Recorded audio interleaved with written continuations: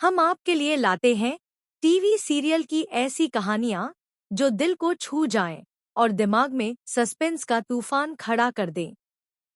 तो चलिए शुरू करते हैं आज की कहानी, जो आपको भावनाओं, संघर्ष और रोमांच के सफर पर ले जाएगी।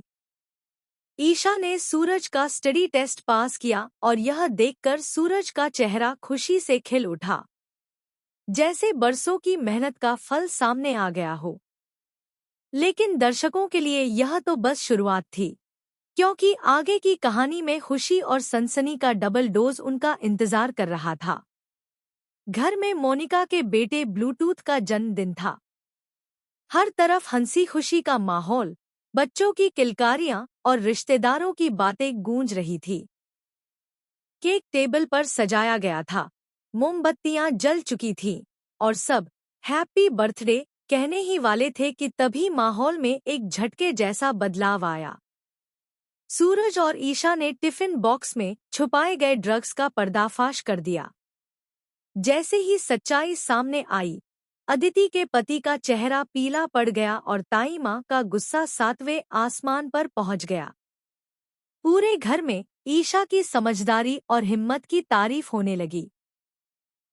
लेकिन किस्मत ने जैसे ठान लिया था कि उसकी जिंदगी में चैन का एक पल भी न आने पाए। बिजली विभाग की गलती से उसे भारी भरकम बिल थमा दिया गया। ताई माँ ने मदद करने से साफ इनकार कर दिया। सूरज को परेशान नहीं करना चाहती थी, इसलिए ईशा चुपचाप बंटी से जानकारी लेकर अकेली ही बिजली ऑफिस पहुंच गई। वहां उसे एक काउंटर से दूसरे काउंटर तक दौड़ाया गया और आखिर में एक कर्मचारी ने उससे खुलेआम रिश्वत मांग ली। ईशा ने अपने ईमान से समझौता करने से मना कर दिया और मायूस होकर घर लौट आई। लेकिन असली तूफान तो अभी आना बाकी था। जल्द ही सूरज ने अदिति के पति को ड्रग्स के साथ रंगे हाथ पकड़ लिया।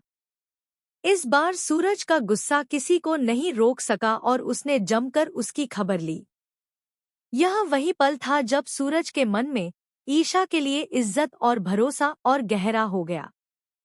उसे समझ आ चुका था कि ईशा कभी गलत का साथ नहीं देती और हमेशा सच और भलाई के रास्ते पर चलती है। फिर आया घर का एक और बड़ा मौका, सूरज के छोटे भाई के बेटे का जन्मदिन। हर तरफ चहल पहल थी, लेकिन ईशा द्वारा किए गए इंतजाम ताई माँ को पसंद नहीं आए। पूरे हॉल में रिश्तेदार मौजूद थे और ताई माँ ने सबके सामने ईशा पर तंज कसते हुए कहा, अगर तुम यह दिखाना चाहती हो कि 4 पैसे में घर चला सकती हो, तो यह सब गलत है। तुम्हारी वजह से मेरे पोते का जन्मदिन खराब हो गया। अगर तुमसे घर नहीं चल पा रहा, तो आओ मेरे पैरों में बैठकर माफी मांगो। यह सुनकर ईशा के दिल में जैसे किसी ने तीर मार दिया हो। आंखों में आंसू भर आए, लेकिन उसने होंठ सी लिए। उसके मन में बस यही चल रहा था, मैं चाहे कितना भी अच्छा कर लूं, अंत में दोष हमेशा मुझे ही मिलेगा। तभी सूरज, जो अब तक चुप खड़ा था, आगे आया और दृढ़ आवाज में बोला, बस अब और नहीं ताई माँ। ईशा को किसी के सामने झुकने की जरूरत नहीं है। ईशा यहाँ कोई घर नहीं चलाएगी, ईशा सिर्फ पढ़ाई करेगी।